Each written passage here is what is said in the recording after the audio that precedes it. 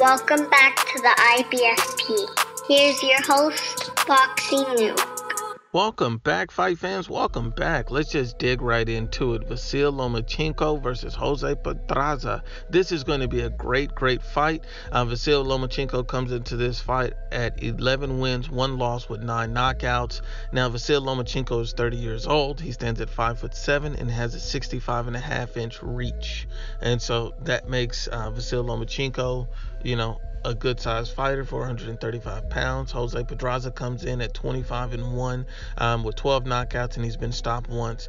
Now, Jose Pedraza basically stands at 5'8" with a 71-inch reach. So off the bat, we already know that Jose Pedraza has the height and reach advantage over Vasyl Lomachenko, so he will be the bigger man on the night. He will be the younger man at 29, not by much.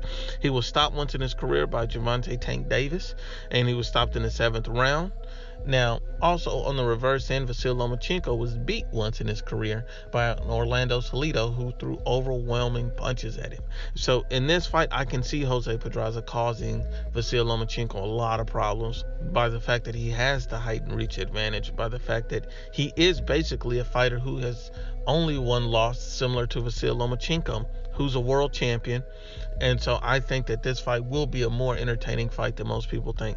I think Jose Pedraza makes this fight interesting for the first, 4 or 5 rounds, and then Vasyl Lomachenko takes over. I think if Jose Pedraza has the right game plan, using his reach and height advantage, fighting tall, I think Jose Pedraza can make this ugly for Vasyl Lomachenko. We already know Vasyl Lomachenko has been hurt, but ultimately, I predict that Vasyl Lomachenko will come out victorious. I think Vasyl Lomachenko will turn it on about the 5th round or so, and will start to dominate Jose Pedraza, because I think there are levels to this. I think he's levels above Jose Pedraza. But that doesn't mean that Jose Pedraza doesn't have a chance to make this fight interesting or ugly. But I would love to see a good competitive fight. Now, if Vasyl Lomachenko wins this thoroughly and by stoppage, then I will give Vasyl Lomachenko a higher rating in the pound-for-pound list, because he would deserve one at that point. He'd be unifying a title against a bigger, longer opponent, and I think that that would be another good accomplishment for Vasyl Lomachenko. So I have to give credit where it's due. Unbiased, as always, the IBFP.